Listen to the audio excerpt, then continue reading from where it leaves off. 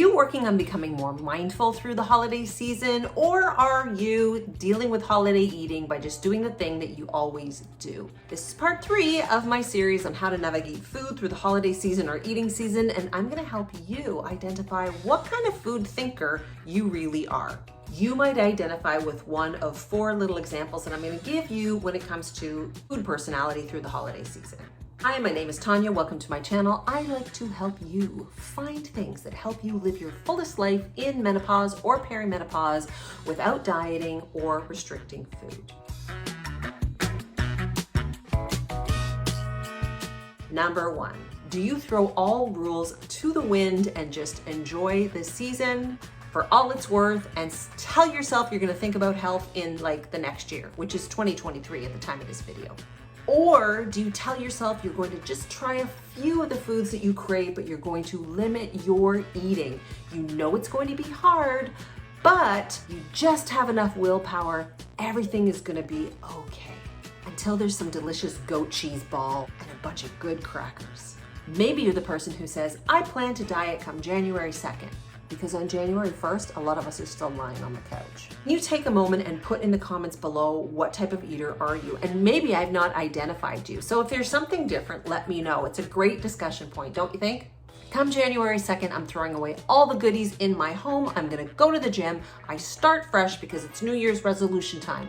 Is that you? Maybe you've already got your salads and your soup recipes already planned. Or maybe you're more of a mindful eater where you are ready to approach this season listening to your needs, your emotions, your body, your hunger, your fullness, and let that guide you without any food worry or thoughts about what's good for you, what's bad for you, how much you're eating, and you're just gonna enjoy the season.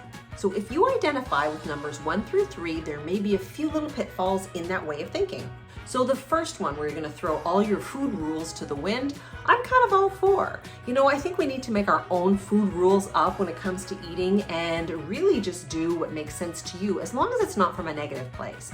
But if you're throwing all your food rules to the wind only to come back into the worry about food and your body later, this might not make much sense. The flaw here is apparent in 2 ways.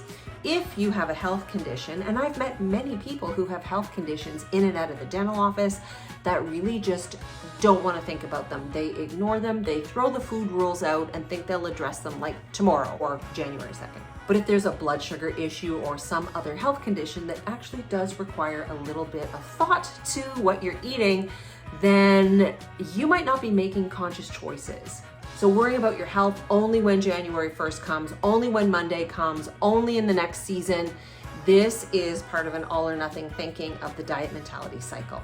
And sometimes this process can help us out in some ways, but when it comes to food, when we get all or nothing thinking going on, we're really not getting to the root of why we feel so stuck on a food to begin with. And we also make it a horrible thing. Like, is it so horrible that you want to have another crab puff?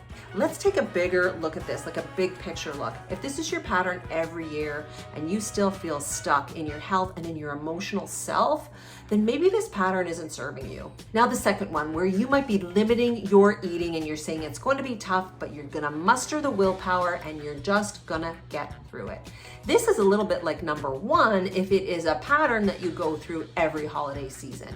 It's a mental game, all of these thought process, which is really more of a push and pull around food. When I knew I'd be faced with pumpkin pie, gingerbread, drinks, all of it, I would limit my food. I would skip meals and I'd eat lots of salads, a lot of time with no protein.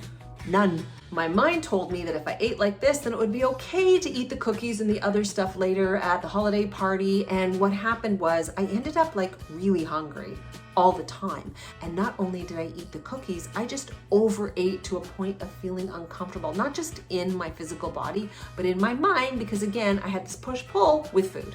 And I would tell myself that I just needed to try harder, and I didn't really think about how my own body systems, my biology, was actually trying to help me out, and I was working against it.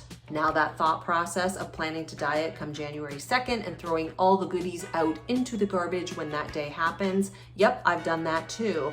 And I've told myself that that would be it. There's gonna be no more sugar. I'm gonna go to the gym, the whole 9, right? The whole 9. And as I got older, I started to ask myself, will this really be it? Like, is this it? Can we be realistic here?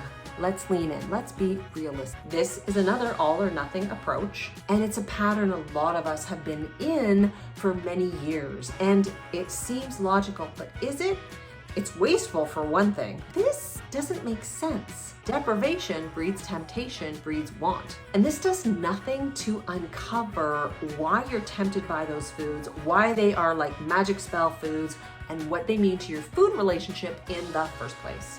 Maybe you are curious and are already trying to listen to your hunger, your fullness, and these body signals that mindful eaters or intuitive eaters are always talking about, and that's how you want to get through the holiday season. Science actually backs this approach as your alternative to dieting and as the more sustainable way of navigating food, navigating your health habits, and really creating a lifestyle that works for you. The practice of mindful eating helps you understand your own body cues and not rely on the cues from an outside source like a diet or your mother-in-law or somebody else in your life. Now that you've identified your food personality around the holidays, take the next week to think about how this shows up in other areas of your life. And maybe it shows up when we're not even thinking about food. The next video is going to share the first step to shifting this diet type thinking into a more mindful eating type thinking. If this interested you, please subscribe, hit the bell for notifications, because my next video is going to share how we can shift these diet thoughts to more mindful eating thoughts, and you can do this through the holidays. You don't have to wait for January 1st. Let me know what other things you'd like to talk about here, or do you just want me to post cookie recipes?